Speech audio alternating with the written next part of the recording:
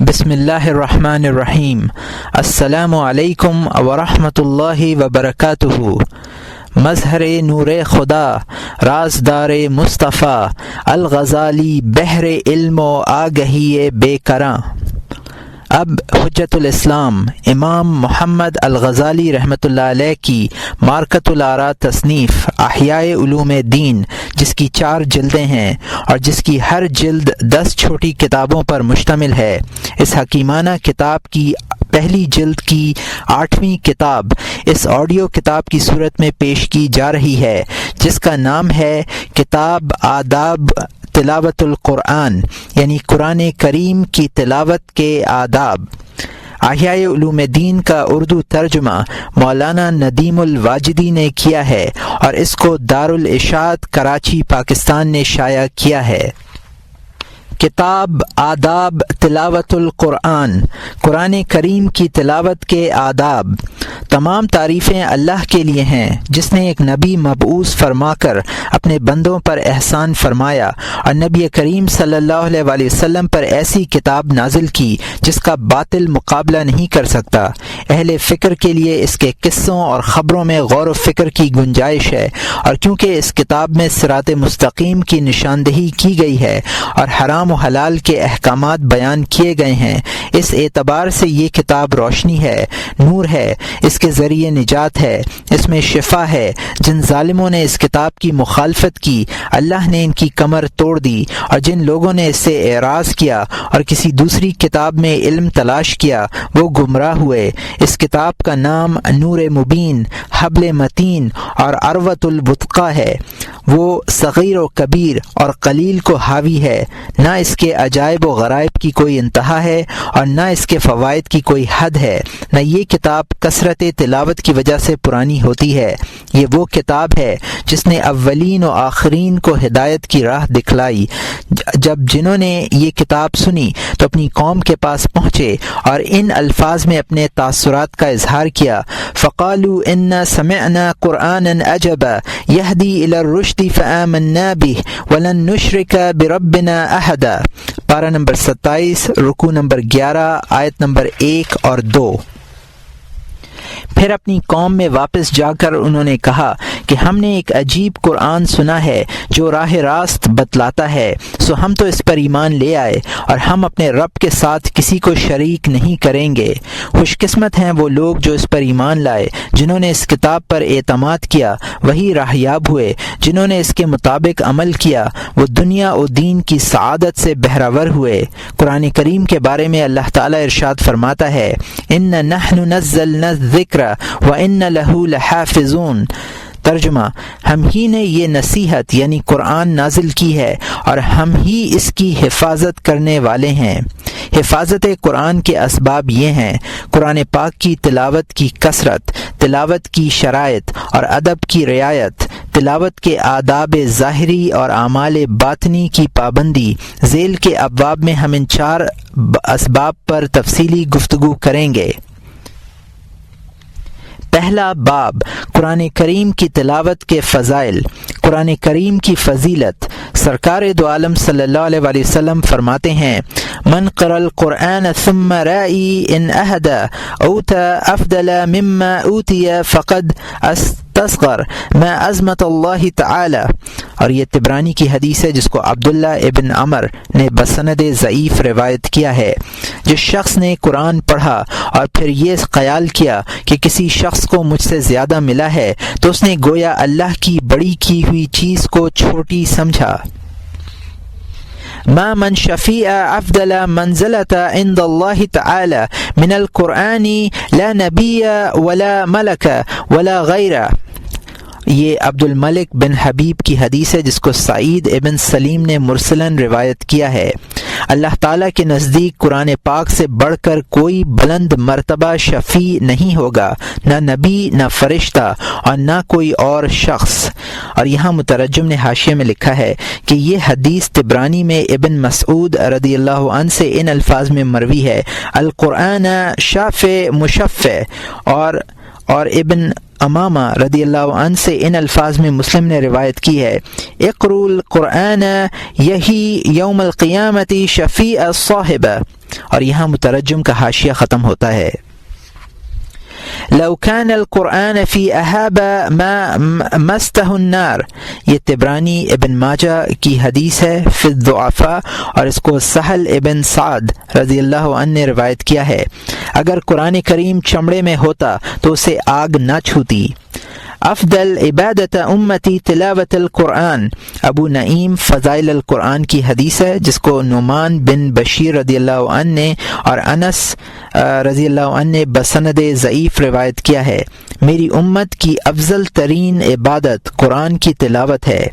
ان اللہ عز وجل قرأہ یاسین قبل ان یخلق الخلق بالفآم، فلما سمعت الملائکۃ القرآن قالت طوبى لا متى ينزل عليهم هذا وطوبى لا جواف تحمل هذا وطوبى لا لسنة تنتقي بهذا، یہ دارمی کی حدیث ہے جس کو ابو ہریرہ رضی اللہ عنہ نے بسند ضعیف روایت کیا ہے۔ اللہ تعالیٰ نے مخلوق کی پیدائش سے 1000 برس پہلے طٰہٰ اور یاسین کی تلاوت فرمائی۔ جب فرشتوں نے قرآن کریم کی آیات سنی تو کہنے لگے اس امت کے لیے خوشخبری ہو جن پر یہ آیات نازل ہوں گی، ان سینوں کے لیے خوشخبری ہو جو انہیں یاد کریں گے، اور ان زبانوں کے لیے خوشخبری ہو جو انہیں پڑھیں گی۔ خیرکم من تعلم القرآن وعلمہ، یہ بخاری کی حدیث ہے جس کو عثمان ابن عفان رضی اللہ عنہ نے روایت کیا ہے، تم میں سے بہتر وہ ہے جو قرآن سیکھے اور سکھلائے۔ من شغلت القرآن عن ذکری او مسئلتی اعطیت افضل ما اعطی السائلین، یہ ترمذی کی حدیث ہے جس کو ابو سعید رضی اللہ عنہ نے روایت کیا ہے، جو شخص قرآن کی تلاوت کی وجہ سے میرا ذکر نہیں کر پاتا یا مجھ سے مانگ نہیں پاتا، میں اسے مانگنے والوں سے بہتر عطا کرتا ہوں۔ ثلاثة يوم القيامة على كثيب من مسك أسود لا يهولهم فزع ولا ينالهم حساب حتى يفرغ مما بين الناس، رجل قرأ القرآن ابتغاء وجه الله عز وجل وآمى به قوما وهم به رادون، اور اس کو طبرانی جامع صغیر میں ابن عمر رضی اللہ عنہ نے روایت کیا ہے۔ 3 آدمی قیامت کے دن مشک کے سیاہ ٹیلوں پر ہوں گے، نہ انہیں گھبراہٹ ہوگی اور نہ ان کا حساب ہوگا یہاں تک کہ لوگوں کے درمیان کے معاملے سے فراغت ہو۔ ایک شخص وہ جس نے اللہ تعالیٰ کی خوشنودی حاصل کرنے کے لیے قرآن پڑھا اور اس حال میں لوگوں کی امامت کی کہ وہ اس سے خوش تھے۔ اہل القرآن اہل اللہ و خاصتہ، یہ نسائی فی الکبریٰ اور ابن ماجہ کی اور حاکم کی حدیث ہے جس کو انس رضی اللہ عنہ نے روایت کیا ہے۔ اہل قرآن اللہ والے اور اس کے مخصوص لوگ ہیں۔ ان هذا القلوب تصد كما يصد الحديد قیل ما جلاءها قال تلاوت القرآن و ذکر الموت، یہ بحقی فی الشعب کی حدیث ہے جس کو ابن عمر رضی اللہ عنہ نے روایت کیا ہے۔ یہ دل لوہے کی طرح زنگ آلود ہو جاتے ہیں۔ کسی نے عرض کیا قلوب کی جلا کیا ہے؟ فرمایا قرآن کریم کی تلاوت اور موت کی یاد۔ للہ اشدازنا الی قار القرآن من صاحب القینہ تعلی قینہ، یہ ابن ماجہ، ابن حبان اور حاکم کی حدیث ہے جس کو فضالہ ابن عبید رضی اللہ عنہ نے روایت کیا ہے۔ گانے والی لونڈی کا مالک اپنی لونڈی کا گانا جس توجہ سے سنتا ہے اس سے کہیں زیادہ توجہ سے اللہ تعالیٰ قرآن کریم کی تلاوت کرنے والے کی تلاوت سنتا ہے۔ ذیل میں آثار بیان کیے جا رہے ہیں۔ ابو امامہ باہلی رحمۃ اللہ علیہ فرماتے ہیں کہ قرآن کریم ضرور پڑھا کرو اور ان لٹکے ہوئے صحائف سے دھوکہ مت کھاؤ۔ اللہ تعالیٰ اس شخص کو عذاب نہیں دے گا جس کے سینے میں قرآن ہو۔ حضرت عبداللہ ابن مسعود رضی اللہ عنہ ارشاد فرماتے ہیں جب تم علم حاصل کرنا چاہو تو قرآن سے ابتدا کرو، اس لیے کہ قرآن کریم میں اولین و آخرین کا علم ہے۔ یہ بھی فرمایا کہ قرآن پاک کی تلاوت کیا کرو، تمہیں اس کے ہر ہر حرف پر 10 نیکیاں ملیں گی۔ میں یہ نہیں کہتا کہ الف لام میم ایک حرف ہے، بلکہ الف ایک حرف ہے، لام ایک حرف ہے اور میم ایک حرف ہے۔ ایک مرتبہ ارشاد فرمایا کہ جب تم میں سے کوئی اپنے نفس سے درخواست کرے تو قرآن ہی کے سلسلے میں کرے۔ اگر تمہارا نفس قرآن سے محبت رکھتا ہوگا تو وہ اللہ اور اس کے رسول سے بھی محبت رکھے گا، اور اگر تمہارا نفس قرآن سے نفرت کرتا ہوگا تو وہ اللہ اور اس کے رسول سے بھی نفرت کرے گا۔ حضرت عمر ابن العاص رضی اللہ عنہ فرماتے ہیں کہ قرآن کریم کی ہر آیت جنت کا ایک درجہ ہے اور تمہارے گھروں کا چراغ ہے۔ یہ بھی فرمایا کہ جو شخص قرآن پڑھتا ہے اس کے دونوں پہلوؤں پر نبوت درج کر دی جاتی ہے، البتہ اس پر وحی نازل نہیں ہوتی۔ حضرت ابو ہریرہ رضی اللہ عنہ ارشاد فرماتے ہیں کہ جس گھر میں قرآن پڑھا جاتا ہے وہ گھر اپنے رہنے والوں پر وسیع ہو جاتا ہے، اس کی برکتیں بڑھ جاتی ہیں، اس میں ملائکہ آتے ہیں اور شیطان نکل جاتے ہیں، اور جس گھر میں اللہ کی کتاب نہیں پڑھی جاتی وہ گھر اپنے رہنے والوں کے لیے تنگ ہو جاتا ہے، اس کی برکتیں کم ہو جاتی ہیں اور اس سے ملائکہ نکل جاتے ہیں اور شیطان آ جاتے ہیں۔ احمد حنبل رحمۃ اللہ علیہ فرماتے ہیں کہ میں نے اللہ تعالیٰ کو خواب میں دیکھا، عرض کیا یا رب تیری قربت کا افضل ترین ذریعہ کیا ہے؟ ارشاد فرمایا قرآن کی تلاوت۔ میں نے عرض کیا سمجھ کے ساتھ یا بغیر سمجھے؟ فرمایا دونوں طرح سے۔ محمد ابن قاب کرزی فرماتے ہیں کہ جب قیامت کے روز لوگ اللہ تعالیٰ سے کلام پاک سنیں گے تو انہیں ایسا لگے گا جیسے انہوں نے اس سے پہلے کبھی قرآن نہ سنا ہو۔ فضیل ابن ایاز کہتے ہیں کہ حافظ قرآن کو ایسا ہونا چاہیے کہ بادشاہ سے لے کر ادنا درجے کے ولی تک کسی کا بھی وہ محتاج نہ ہو، بلکہ سب لوگ اس کے محتاج ہوں۔ ایک مرتبہ ارشاد فرمایا کہ حافظ قرآن اسلام کا علم بردار ہوتا ہے۔ قرآن کی عظمت اور تقدس کا تقاضا یہ ہے کہ وہ لہو سہو اور لغو کاموں میں مشغول نہ ہو۔ سفیان ثوری رحمۃ اللہ علیہ ارشاد فرماتے ہیں کہ جب کوئی شخص قرآن پاک کی تلاوت کرتا ہے تو فرشتے اس کی پیشانی پر بوسہ دیتے ہیں۔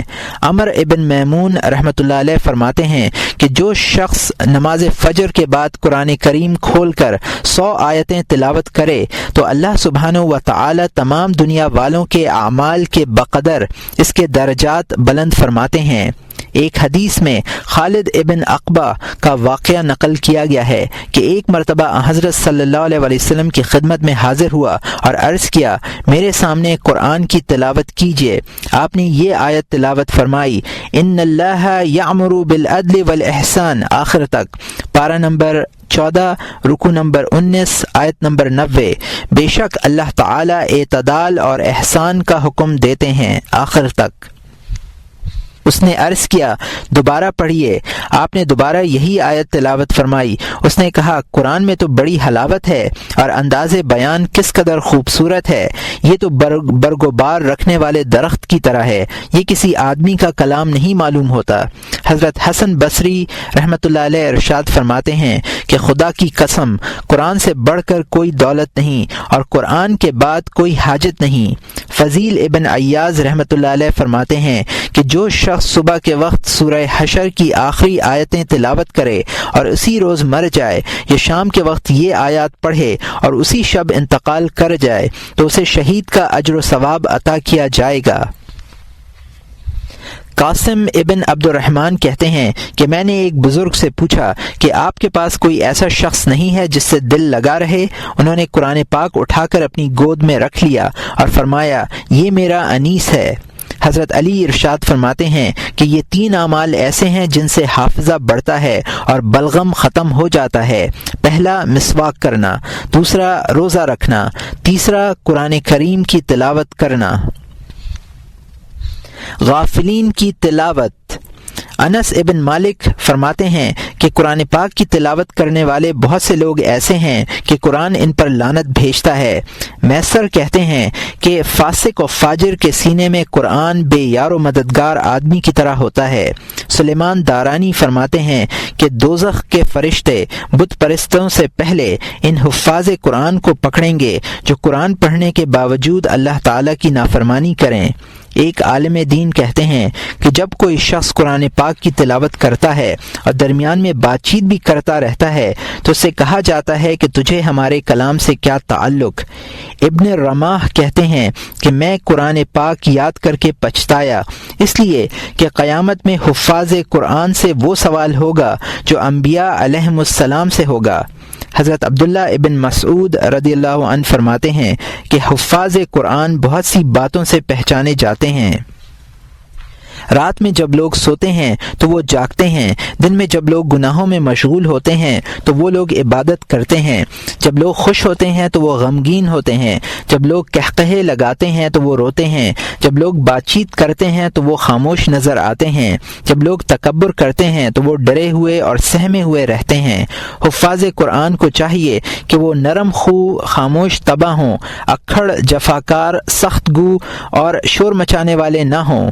حضرت صلی اللہ علیہ وسلم فرماتے ہیں اکثر منافقی حاذا الامت قراؤها، یہ احمد کی حدیث ہے جس کو عقبہ ابن عامر اور عبداللہ ابن عمر نے روایت کیا ہے، اس امت کے اکثر منافق قاری ہوں گے۔ ایک حدیث میں ہے اقرأ القرآن ما نہاک فإن لم ینہک فلست تقروہ، یہ طبرانی کی حدیث ہے جس کو عبداللہ ابن عمر نے بسند ضعیف روایت کیا ہے۔ قرآن اس وقت پڑھو جب تک وہ تمہیں برائیوں سے روکے، اور اگر وہ تمہیں برائیوں سے نہ روکے تو گویا تم قرآن کی تلاوت ہی نہیں کرتے۔ سرکار دو عالم صلی اللہ علیہ وسلم کا ارشاد ہے ما آمن بالقرآن من استحل محارم، اور یہ ترمذی کی حدیث ہے جس کو صہیب رضی اللہ عنہ نے روایت کیا ہے۔ وہ شخص قرآن پر ایمان نہیں لایا جس نے اس کی حرام کردہ چیزوں کو حلال سمجھا۔ ایک بزرگ فرماتے ہیں کہ ایک بندہ کوئی سورت شروع کرتا ہے تو اس کے ختم تک فرشتے اس کے لیے دعائے رحمت کرتے ہیں، اور ایک بندہ کوئی سورت شروع کرتا ہے تو فرشتے اس پر لعنت بھیجتے ہیں۔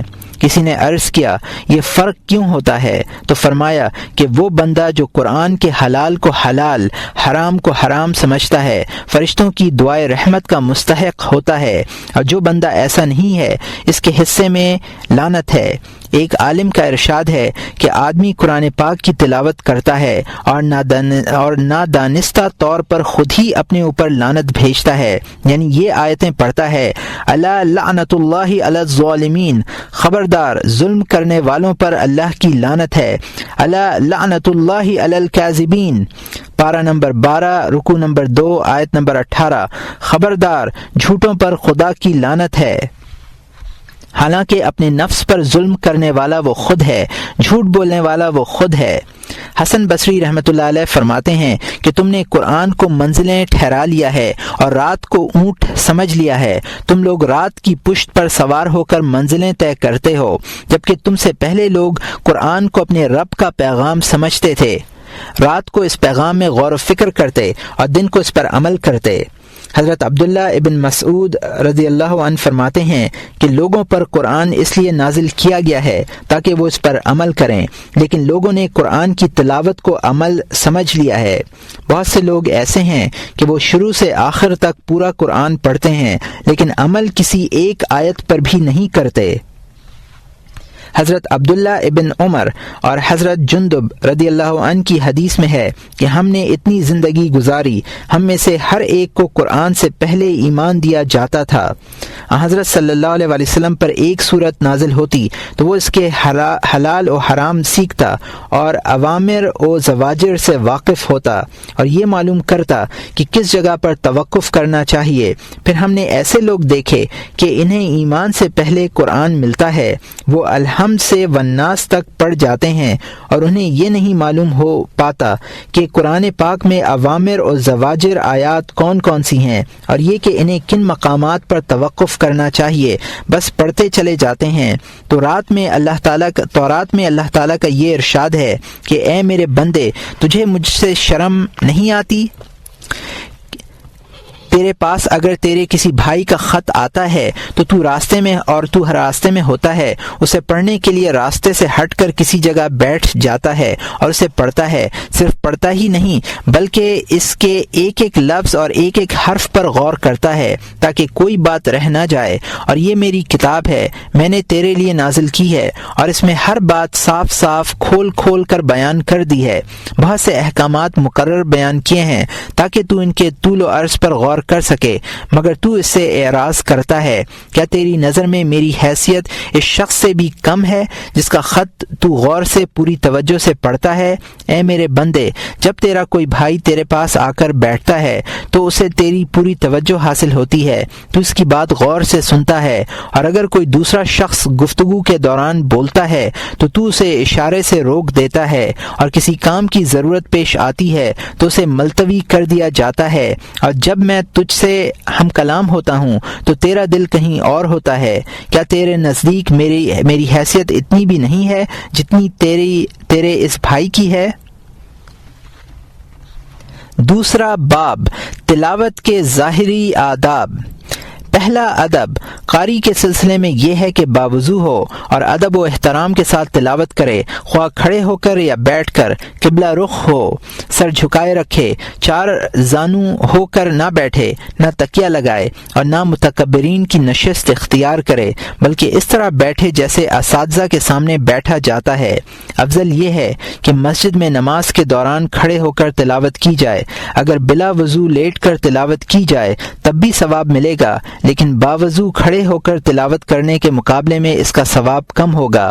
اللہ تعالیٰ کا ارشاد ہے، الذین یذکرون اللہ قیاما وقعودا وعلی جنوبہم ویتفکرون فی خلق السماوات والارض، پارہ نمبر 4، رکوع نمبر 11، آیت نمبر 191۔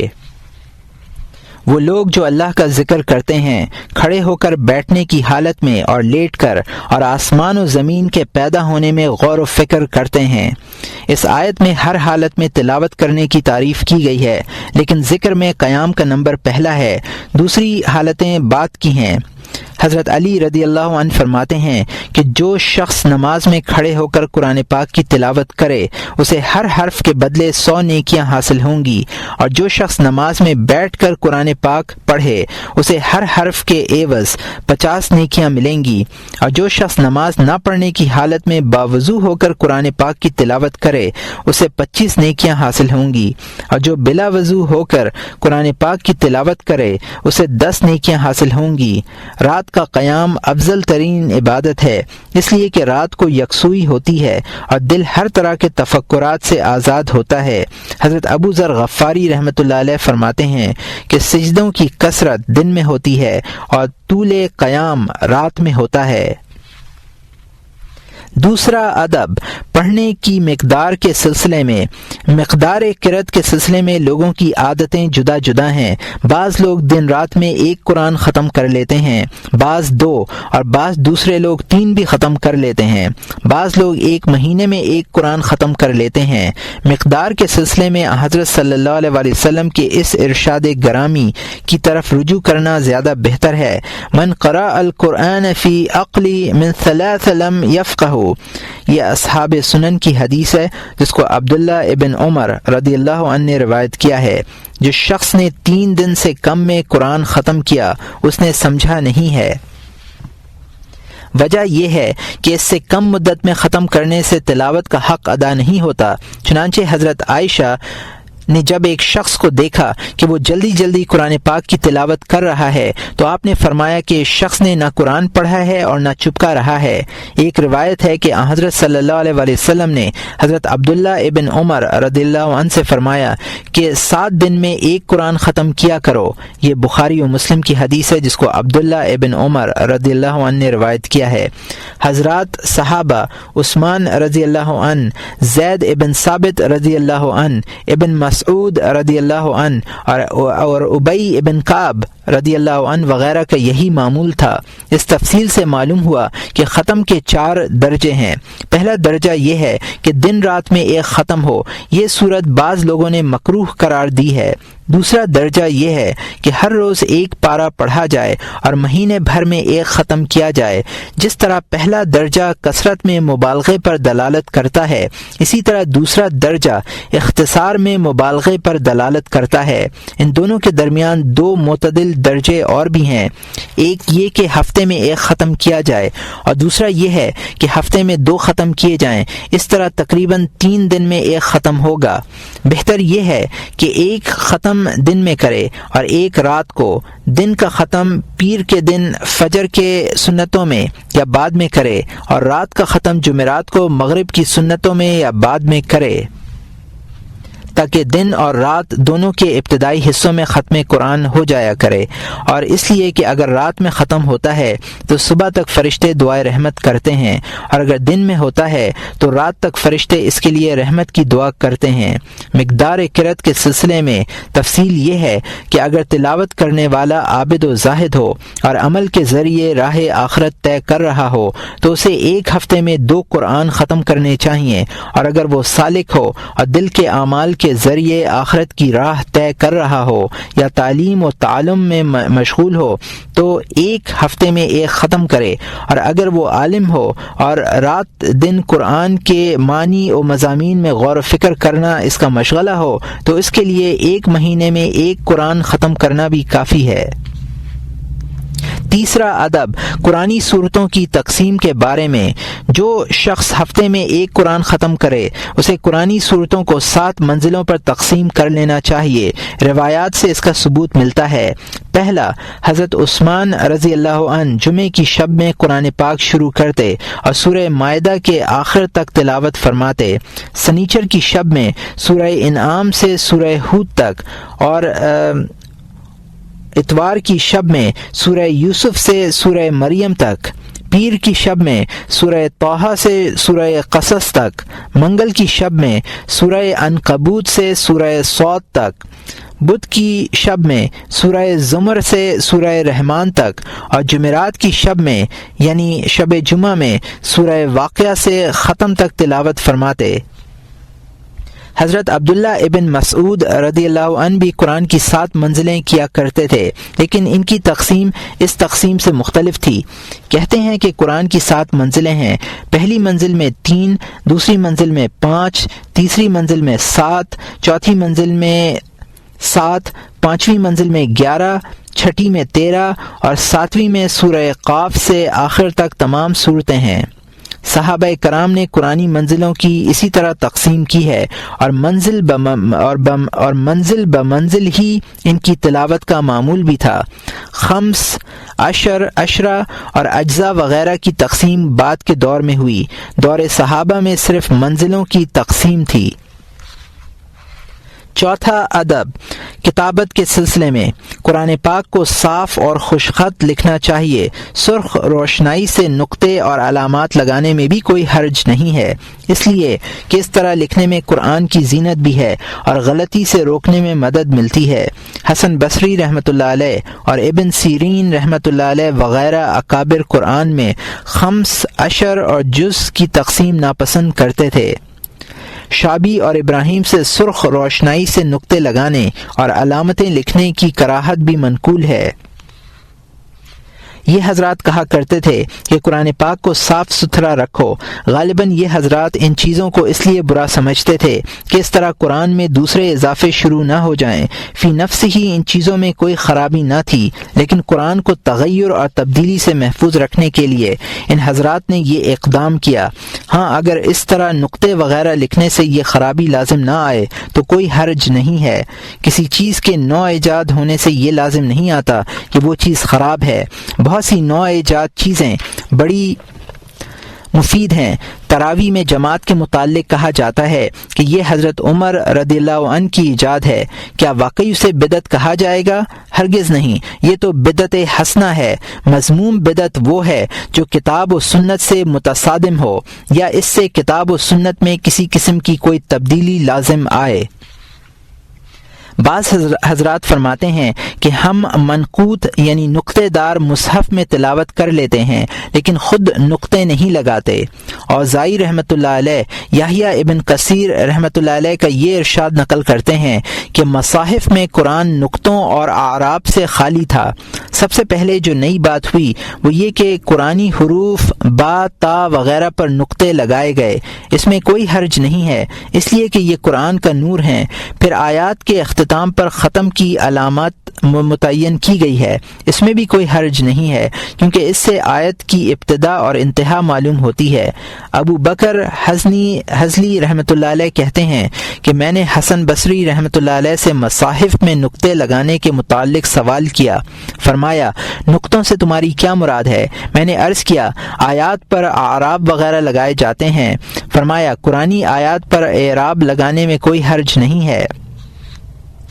خالد ابن حذا کہتے ہیں کہ میں ابن سیرین کی خدمت میں حاضر ہوا، میں نے دیکھا کہ آپ اعراب دیے ہوئے مصحف میں تلاوت کر رہے ہیں، حالانکہ آپ اعراب لگانے کو مکروہ سمجھتے تھے۔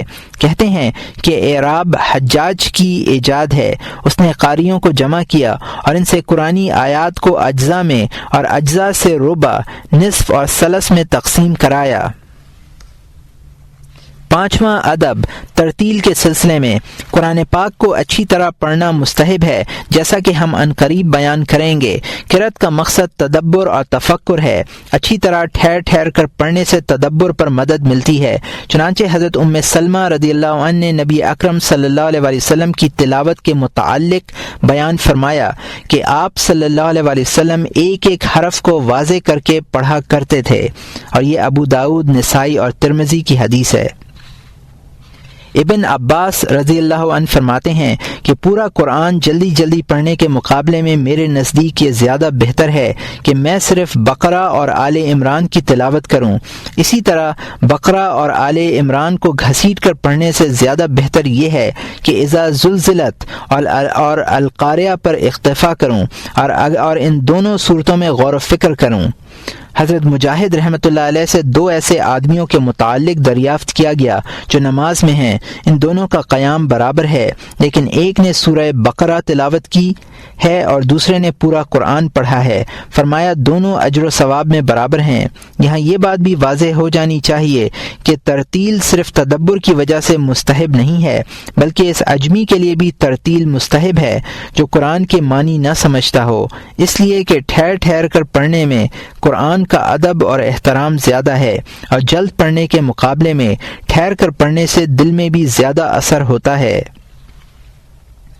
چھٹا ادب تلاوت کے دوران رونے کے سلسلے میں تلاوت کے دوران رونا مستحب ہے۔ حضرت صلی اللہ علیہ وسلم ارشاد فرماتے ہیں اتلوا القرآن وابکوا فإن لم تبکوا افتباکوا۔ یہ ابن ماجہ کی حدیث ہے جس کو سعد ابن ابی وقاص رضی اللہ عنہ نے روایت کیا ہے۔ قرآن پڑھو اور رو، اگر نہ رو سکو تو رونی صورت ہی بنا لو۔ صالح مری کہتے ہیں کہ میں نے خواب میں حضرت صلی اللہ علیہ وسلم کے سامنے قرآن پڑھا۔ آپ صلی اللہ علیہ وسلم نے ارشاد فرمایا اے صالح یہ تو قرأت ہوئی، رونا کہاں ہے؟ ابن عباس رضی اللہ عنہ ارشاد فرماتے ہیں کہ جب تم سجدے کی آیت تلاوت کرو تو سجدہ کرنے میں جلدی نہ کرو بلکہ اپنے اوپر گریہ طاری کر لو۔ اگر تمہاری آنکھیں آنسو نہ بہا سکیں تو دل سے آہو بکا کرو۔ بتکلف رونے کا طریقہ یہ ہے کہ دل پر غم طاری کر لو، اس لیے کہ غم ہی سے رونے کو تحریک ملتی ہے۔ سرکار دو عالم صلی اللہ علیہ وسلم ارشاد فرماتے ہیں ان القرآن نزل بحزن فاذا قرأتموه فتحزنوا۔ یہ ابو یعلا اور ابو نعیم کی حدیث ہے جس کو ابن عمر رضی اللہ عنہ نے روایت کیا ہے۔ قرآن غم کے ساتھ نازل ہوا ہے، جب تم اس کی تلاوت کرو تو غمگین ہو جایا کرو۔ دل پر غم طاری کرنے کا طریقہ یہ ہے کہ قرآن کریم کی وعید اور تحدید پر غور کرے اور یہ دیکھے کہ قرآن نے مجھے کس چیز کا حکم دیا ہے اور کس چیز سے روکا ہے، اور اس کے بعد قرآنی اوامر اور نواہی کی تعمیل میں اپنی کوتاہی پر نظر ڈالے۔ اس سے یقیناً غم پیدا ہوگا اور غم سے رونا آئے گا۔ اس کے باوجود گریہ طاری نہ ہو سکے تو اپنے دل کی اس سختی پر ملال کرے اور یہ سوچ کر روئے کہ اس کا دل صاف نہیں رہا۔ 7واں ادب آیات کا حق ادا کرنے کے سلسلے میں یہ ہے کہ آیات کے حقوق کی رعایت کرے. جب کسی آیت سجدہ سے گزرے یا کسی دوسرے سے سجدے کی آیت سنے تو سجدہ کرے، بشرط یہ کہ ظاہر ہو. قرآن پاک میں 14 سجدے ہیں، سورہ حج میں 2 سجدے ہیں، سورہ صاد میں کوئی سجدہ نہیں ہے. اور یہاں مترجم نے حاشیے میں لکھا ہے کہ احناف کے نزدیک سورہ صاد میں ایک سجدہ ہے اور سورہ حج میں بھی ایک سجدہ ہے. اور یہاں مترجم کا حاشیہ ختم ہوتا ہے. کم سے کم سجدہ تلاوت یہ ہے کہ اپنی پیشانی زمین پر لگا دے، اور مکمل سجدہ یہ ہے کہ تکبیر کہہ کر سجدہ کرے. سجدہ تلاوت میں ایسی دعا مانگنی چاہیے جو آیت سجدہ کے مناسب ہو. مثلا جب یہ آیت پڑھے خروا سجدا وسبحوا بحمد ربهم وهم لا يستكبرون، پارہ نمبر 21 رکوع نمبر 15 آیت نمبر 15، وہ سجدہ میں گر پڑتے ہیں اور اپنے رب کی تسبیح و تحمید کرتے ہیں اور وہ لوگ تکبر نہیں کرتے. تو سجدے میں حسب ذیل دعا مانگے، اللہم اجعلنی من الساجدین لوجہک المسبحین بحمدک واعوذ بک ان اکون من المستکبرین عن امرک او علی اولیائک. اے اللہ تو مجھے اپنی ذات کے لیے سجدہ کرنے والوں میں کر اور ان لوگوں میں سے کر جو تیری حمد بیان کرتے ہیں. میں تیری پناہ چاہتا ہوں اس بات سے کہ تیرے امر سے تکبر کرنے والا یا تیرے دوستوں پر بڑائی جتلانے والا ہوں. جب یہ آیت پڑھے وَيَخِرُّونَ لِلْأَذْقَانِ يَبْكُونَ وَيَزِيدُهُمْ خُشُوعًا، پارہ نمبر 15 رکوع نمبر 12 آیت نمبر 109، اور تھوڑیوں کے بل گرتے ہیں روتے ہوئے، یہ قرآن ان کا خشوع بڑھا دیتا ہے. تو یہ دعا کرے، اللہم اجعلنی من الباکین الیک الخاشعین لک، اے اللہ مجھے ان لوگوں میں سے کر جو تیرے سامنے روتے ہوں اور تیرے لیے فروتنی کرتے ہوں. ہر آیت سجدہ کے مضمون کے مطابق اسی طرح دعا کرے. سجدہ تلاوت کی وہی شرائط ہیں جو نماز کی ہیں، یعنی ستر عورت، قبلہ روح ہونا، کپڑے اور جسم کی طہارت وغیرہ. اگر کوئی شخص سجدہ سننے کے وقت پاک نہ ہو تو پاک ہونے کے بعد یہ سجدہ ادا کرے. کمال سجدہ کے سلسلے میں یہ کہا گیا ہے کہ سجدہ کرنے والے کو چاہیے کہ وہ اپنے دونوں ہاتھ اٹھا کر تکبیر تحریمہ کہے، پھر سجدے میں جائے، سجدے سے اٹھتے ہوئے پھر تکبیر کہے، پھر سلام پھیرے. بعض لوگوں نے تشہد کا اضافہ بھی کیا ہے لیکن یہ زیادتی بے اصل معلوم ہوتی ہے. غالباً ان لوگوں نے سجدہ تلاوت کو نماز کے سجدوں پر قیاس کیا ہوگا.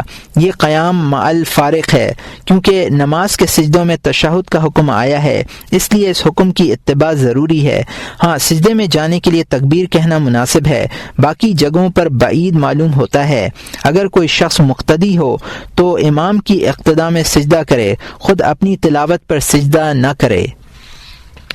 8واں ادب تلاوت قرآن کی ابتدا کے سلسلے میں یہ ہے کہ جب تلاوت شروع کرے اس وقت یہ الفاظ کہے اور سورہ قل اعوذ برب الناس اور سورہ فاتحہ پڑھے.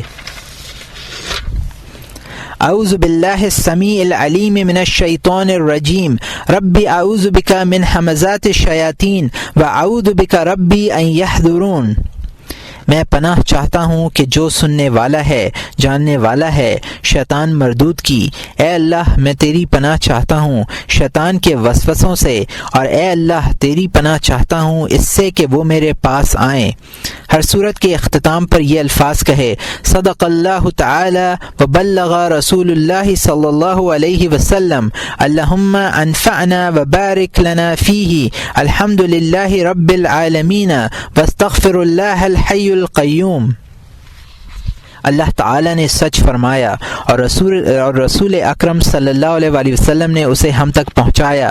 اے اللہ اس سے ہمیں نفع عطا کیجیے اور ہمارے لیے اس میں برکت دیجیے. تمام تعریفیں اللہ کے لیے ہیں جو عالمین کا رب ہے. میں مغفرت چاہتا ہوں اللہ سے جو زندہ ہے، عالم کو قائم رکھنے والا ہے. تسبیح کی آیت تلاوت کرے تو سبحان اللہ اور اللہ اکبر کہے. دعا اور استغفار کی آیت گزرے تو دعا اور استغفار کرے. رجا اور امید کی آیت پڑھے تو دعا مانگے. خوف کی آیت سامنے آئے تو پناہ مانگے. چاہے دل ہی دل میں پناہ مانگ لے اور چاہے زبان سے یہ الفاظ کہہ لے، نعوذ باللہ، اللہم ارزقنا، اللہم ارحمنا. ہم اللہ کی پناہ چاہتے ہیں۔ اے اللہ ہمیں رزق عطا کیجیے، اے اللہ ہم پر رحم فرمائیے۔ حضرت حذیفہ رضی اللہ عنہ فرماتے ہیں کہ میں نے حضرت صلی اللہ علیہ وآلہ وسلم کے ساتھ نماز ادا کی۔ آپ صلی اللہ علیہ وآلہ وسلم نے سورہ بقرہ کی تلاوت فرمائی۔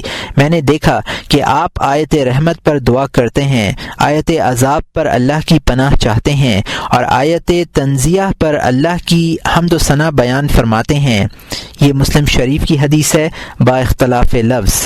تلاوت سے فارغ ہونے کے بعد یہ دعا پڑھے، اللہم ارحمنی بالقرآن واجعلہ لی اماما ونورا وہدی ورحمہ، اللہم ذکرنی منہ ما نسیت وعلمنی منہ ما جہلت وارزقنی تلاوتہ آناء اللیل واطراف النہار واجعلہ لی حجتا یا رب العالمین۔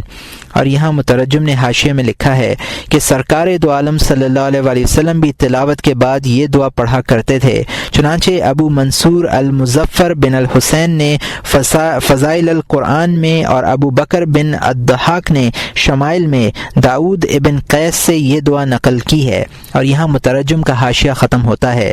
ترجمہ: اے اللہ قرآن کے واسطے سے مجھ پر رحم فرمائیے اور اسے میرے لیے رہنما، نور، ہدایت اور رحمت کا ذریعہ بنا دیجیے۔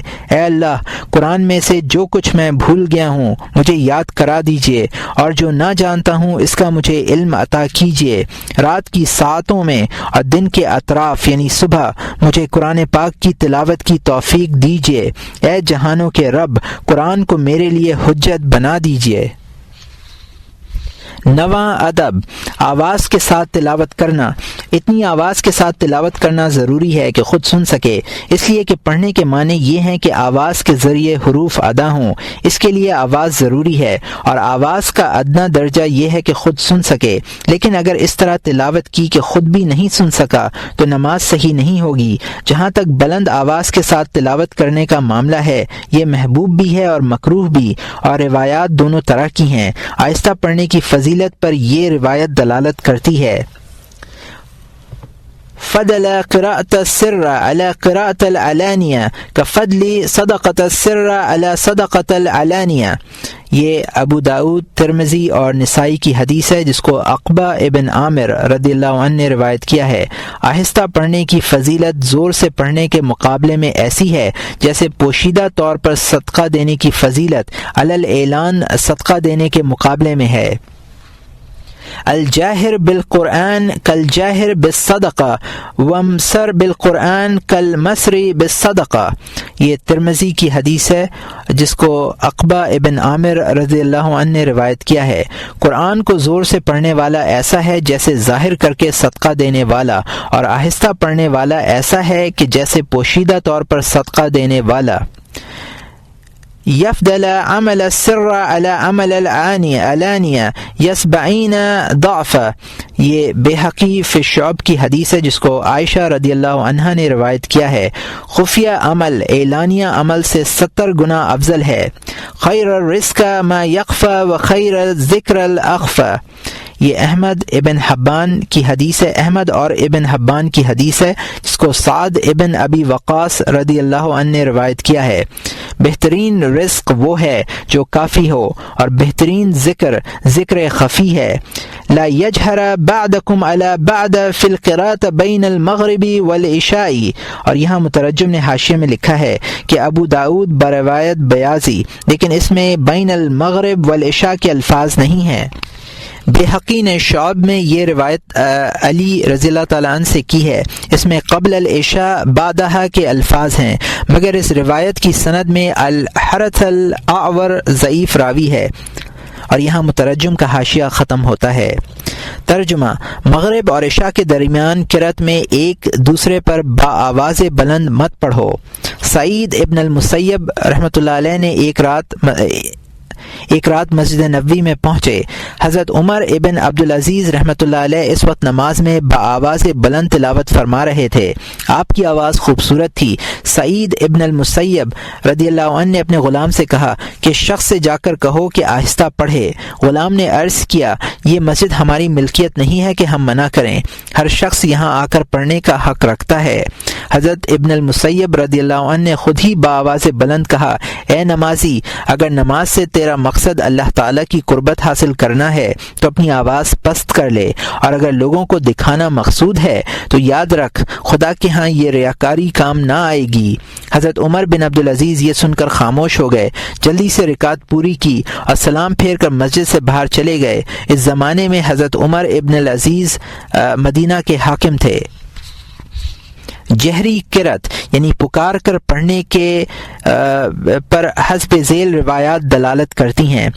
پہلا، اور یہاں مترجم نے حاشیے میں لکھا ہے کہ بخاری و مسلم میں حضرت عائشہ رضی اللہ عنہا کی حدیث ہے، ان رجل قام من اللیل فرفع بالقرآن فقال صلی اللہ علیہ وسلم رحمت اللہ فلانا، اور ابو موسیٰ رضی اللہ عنہ کی حدیث ہے، قال رسول اللہ صلی اللہ علیہ وسلم لو رایتنی وانا سمع قراتک البارحہ۔ ابو موسیٰ کی ایک روایت کے الفاظ یہ ہیں، انما اعرف اصوات فقتل اشعر بین بالقرآن حين يدخلون باللیل وعرف منازلهم اصواتهم بالقرآن۔ یہ دونوں روایتیں بھی صحیحین میں ہیں۔ اور یہاں مترجم کا حاشیہ ختم ہوتا ہے۔ حضرت صلی اللہ علیہ وسلم نے اپنے بعض صحابہ کو جہری قرأت کرتے ہوئے سنا تو آپ نے اس کی تصویب فرمائی۔ قال رسول اللہ صلی اللہ علیہ وسلم اذا قام احدکم من اللیل یصلی فلیجہر بالقرآن فإن الملائکة وأمار الدار یستمعون قراءته ویسلون بصلاته۔ اور یہ ابو بکر بزار و نصر مقدسی کی حدیث ہے جس کو معاذ ابن جبل رضی اللہ عنہ نے روایت کیا ہے۔ اور یہاں مترجم نے حاشیے میں لکھا ہے وہو حدیث منکر منقطع، اور یہاں مترجم کا حاشیہ ختم ہوتا ہے۔ ترجمہ، رسول اللہ صلی اللہ علیہ وسلم نے ارشاد فرمایا، جب تم میں سے کوئی رات کو نماز کے لیے کھڑا ہو تو جہری قرأت کرے، اس لیے کہ فرشتے اور جنات اس کی قرأت سنتے ہیں اور اس کے ساتھ نماز پڑھتے ہیں۔ ایک روایت میں ہے کہ حضرت صلی اللہ علیہ وسلم اپنے 3 اصحاب کے قریب سے گزرے، آپ نے دیکھا کہ ابو بکر رضی اللہ عنہ بہت آہستہ آہستہ تلاوت کر رہے ہیں۔ وجہ معلوم کرنے پر ابو بکر نے جواب دیا کہ جس ذات پاک سے مناجات کر رہا ہوں وہ میری سن رہا ہے۔ حضرت عمر رضی اللہ عنہ بلند آواز میں تلاوت کر رہے تھے۔ سرکار دو عالم صلی اللہ علیہ وسلم نے اس کی وجہ معلوم کی، جواب دیا کہ میں سوئے ہوئے لوگوں کو جگا رہا ہوں اور شیطان کو جھڑک رہا ہوں۔ حضرت بلال رضی اللہ عنہ مختلف صورتوں سے انتخاب کر کے پڑھ رہے تھے۔ آپ نے وجہ دریافت کی، عرض کیا کہ عمدہ کو عمدہ سے ملا رہا ہوں۔ حضرت سرکار دو عالم صلی اللہ علیہ وسلم نے ارشاد فرمایا کلکم قد احسن و اصاب۔ یہ ابو ہریرہ رضی اللہ عنہ نے روایت کیا ہے اور اس کو ابو داؤد میں روایت کیا گیا ہے۔ تم سب نے اچھا کیا، صحیح کیا۔ ان مختلف احادیث میں تطبیق کی صورت یہ ہے کہ آہستہ پڑھنے میں ریاکاری اور تصنع کا اندیشہ نہیں ہے۔ جو شخص اس مرض میں مبتلا ہو اسے آہستہ پڑھنا چاہیے، لیکن اگر ریاکاری اور تصنع کا خوف نہ ہو اور دوسرے کی نماز میں یا کسی دوسرے عمل میں خلل کا اندیشہ بھی نہ ہو تو بلند آواز میں پڑھنا افضل ہے، کیونکہ اس میں زیادہ عمل ہے اور اس تلاوت کا فائدہ دوسروں کو بھی پہنچتا ہے۔ یقیناً وہ خیر زیادہ بہتر ہے جس کا نفع ایک ہی فرد تک محدود نہ ہو۔ جہری قرأت کے دوسرے اسباب بھی ہیں، مثلا دل کو بیدار کرتی ہے، اس کے افکار مجتمع کرتی ہے، نیند دور کرتی ہے، پڑھنے میں زیادہ لطف آتا ہے، سستی دور ہوتی ہے، تھکن کم ہوتی ہے، اور اس کی امید بھی رہتی ہے کہ کوئی خوابیدہ شخص غفلت سے بیدار ہو جائے اور اس کی قرأت سن کر وہ بھی اجر و ثواب کا مستحق قرار پائے۔ بعض غافل اور سست لوگ بھی اس کی آواز سن کر متوجہ ہو سکتے ہیں۔ یہ بھی ممکن ہے قاری کی کیفیت کا اثر ان کے دلوں پر بھی ہو اور وہ بھی عبادت کے لیے کمر بستہ ہو جائیں۔ بہرحال اگر یہ سب اسباب یا ان میں سے کوئی ایک سبب پایا جائے تو جہر افضل ہے۔ قاری کو جہر کرتے ہوئے ان سب کی نیت کر لینی چاہیے۔ نیتوں کی کثرت سے اجر و ثواب میں بھی اضافہ ہوتا ہے۔ مثلا اگر کسی ایک کام میں 10 نیتیں ہوں تو 10 گنا اجر ملے گا۔ اس لیے ہم کہتے ہیں کہ قرآن پاک کی تلاوت مصحف میں دیکھ کر کرنی چاہیے، کیونکہ اس میں آنکھ سے دیکھنا بھی ہے، مصحف اٹھانا بھی ہے، اس کا احترام بھی ہے۔ ان اعمال کی وجہ سے تلاوت کا ثواب کئی گنا زیادہ ہوگا۔ بعض حضرات کہتے ہیں کہ مصحف میں دیکھ کر پڑھنے سے 7 گنا ثواب ہوتا ہے۔ حضرت عثمان رضی اللہ عنہ مصحف میں دیکھ کر تلاوت کرتے تھے۔ کہتے ہیں کہ کثرت تلاوت کی وجہ سے ان کے پاس 2 مصحف پھٹ گئے تھے۔ اکثر صحابہ مصاحف میں دیکھ کر تلاوت کیا کرتے تھے۔ انہیں یہ بات پسند تھی کہ ان کی زندگی کا کوئی دن ایسا بھی گزرے جس میں وہ مصحف کھول کر نہ دیکھیں۔ مصر کے ایک فقیہ فجر کے وقت امام شافعی رحمۃ اللہ علیہ کی خدمت میں حاضر ہوئے۔ آپ اس وقت قرآن کی تلاوت کر رہے تھے۔ امام صاحب نے فقیہ مصر سے فرمایا کہ فقہ نے تمہیں قرآن پاک کی تلاوت سے روک دیا ہے۔ مجھے دیکھو، میں عشاء کی نماز کے بعد قرآن کھولتا ہوں اور فجر کی نماز تک بند نہیں کرتا۔ 10واں ادب تحسین قرأت کے سلسلے میں یہ ہے کہ قرآن خوش الحانی کے ساتھ پڑھا جائے۔ تحسین قرأت پر پوری توجہ دی جائے، لیکن حروف اتنے نہ کھینچے جائیں کہ الفاظ بدل جائیں اور نظم میں خلل واقع ہو جائے۔ اگر یہ شرائط ملحوظ رکھی جائیں تو تحسین قرأت سنت ہے۔ چنانچہ حضرت صلی اللہ علیہ وسلم فرماتے ہیں، زین القرآن بأصواتکم۔ یہ ابو داؤد، نسائی، ابن ماجہ، ابن حبان اور حاکم کی حدیث ہے، جس کو برا بن العازب رضی اللہ عنہ نے روایت کیا ہے۔ قرآن کو اپنی آوازوں سے زینت دو۔ ایک حدیث میں ہے، ما اذن اللہ لشیء ما اذن النبی یطغنی بالقرآن۔ یہ بخاری و مسلم کی حدیث ہے، جس کو ابو ہریرہ رضی اللہ عنہ نے روایت کیا ہے۔ اللہ تعالیٰ نے کسی اور چیز کا اس قدر حکم نہیں دیا ہے جتنا قرآن کے ساتھ خوش آوازی کے لیے کسی نبی کو حکم دیا ہے۔ اس سلسلے کی ایک روایت ہے، لیس منا من لم یطغن بالقرآن، اور یہ بخاری کی حدیث ہے، جس کو ابو ہریرہ رضی اللہ عنہ نے روایت کیا ہے۔ جو شخص خوش الحانی کے ساتھ قرآن نہ پڑھے وہ ہم میں سے نہیں ہے۔ بعض لوگوں کی رائے میں تغنی سے مراد یہاں استغنا ہے۔ کچھ لوگ تغنی سے تحسین صوت اور ترتیل مراد لیتے ہیں۔ لغوین کی رائے سے بھی مؤخر الذکر معنی کی تائید ہوتی ہے۔ حضرت عائشہ رضی اللہ عنہا ارشاد فرماتی ہیں کہ ایک روز میں حضرت صلی اللہ علیہ وسلم کی خدمت میں دیر سے حاضر ہوئی۔ آپ میرا انتظار کر رہے تھے۔ آپ نے دریافت فرمایا، اے عائشہ، دیر کیوں ہو گئی؟ میں نے عرض کیا، یا رسول اللہ، میں ایک خوش الحان کی قرأت سن رہی تھی، اس لیے دیر ہو گئی۔ یہ سن کر آپ اس جگہ تشریف لے گئے جہاں وہ شخص پڑھ رہا تھا۔ کافی دیر کے بعد تشریف لائے اور فرمایا، ھذا سالم مولا ابی حذیفہ الحمدللہ الذی جعل امتی مثلہ۔ یہ ابن ماجہ کی حدیث ہے، جس کو عائشہ رضی اللہ عنہا نے روایت کیا ہے۔ یہ ابو حذیفہ کا مولا سالم ہے۔ اللہ کا شکر ہے کہ اس نے میری امت میں سالم جیسا شخص پیدا کیا۔ ایک رات حضرت صلی اللہ علیہ وسلم نے حضرت عبداللہ ابن مسعود رضی اللہ عنہ کی قرأت سنی۔ آپ کے ساتھ اس وقت حضرت ابو بکر رضی اللہ عنہ اور حضرت عمر رضی اللہ عنہ بھی تھے۔ تینوں حضرات ابن مسعود رضی اللہ عنہ کے پاس دیر تک ٹھہرے اور اس کے بعد آپ نے ارشاد فرمایا، من ارادانی بقراء القرآن غدا کما انزل فلیقراہ علی قراءۃ ابن عبد۔ یہ احمد اور نسائی کی حدیث ہے، جس کو عمر رضی اللہ عنہ نے روایت کیا ہے۔ جو شخص قرآن کو اسی طرح آہستہ اور خوش الحانی کے ساتھ پڑھنا چاہے جس طرح وہ نازل ہوا ہے، تو اسے مسعود کی طرح پڑھنا چاہیے۔ ایک مرتبہ سرکار دو عالم صلی اللہ علیہ وسلم نے حضرت عبداللہ ابن مسعود رضی اللہ عنہ کو تلاوت کلام پاک کا حکم دیا۔ ابن مسعود رضی اللہ عنہ نے عرض کیا، آپ پر تو قرآن نازل ہوا ہے، بھلا آپ کو کیا سناؤں؟ فرمایا، مجھے دوسرے سے سننا اچھا معلوم ہوتا ہے۔ ابن مسعود رضی اللہ عنہ نے حکم کی تعمیل کی۔ راوی کہتے ہیں، فَكَانَ يَقْرَأُ عَيْنَ رسول اللہ صلی اللہ علیہ وسلم تفیدان۔ اور یہ بخاری و مسلم کی حدیث ہے، جس کو ابن مسعود رضی اللہ عنہ نے روایت کیا ہے۔ ابن مسعود رضی اللہ عنہ پڑھ رہے تھے اور حضرت صلی اللہ علیہ وسلم کی آنکھوں سے آنسو رواں تھے۔ حضرت ابو موسیٰ الاشعری رضی اللہ عنہ کی قرأت سن کر آپ نے ارشاد فرمایا، لقد اوتی ھذا من مزامیر آل داؤد۔ اس شخص کو آل داؤد کے مزامیر میں سے کچھ عطا ہوا ہے۔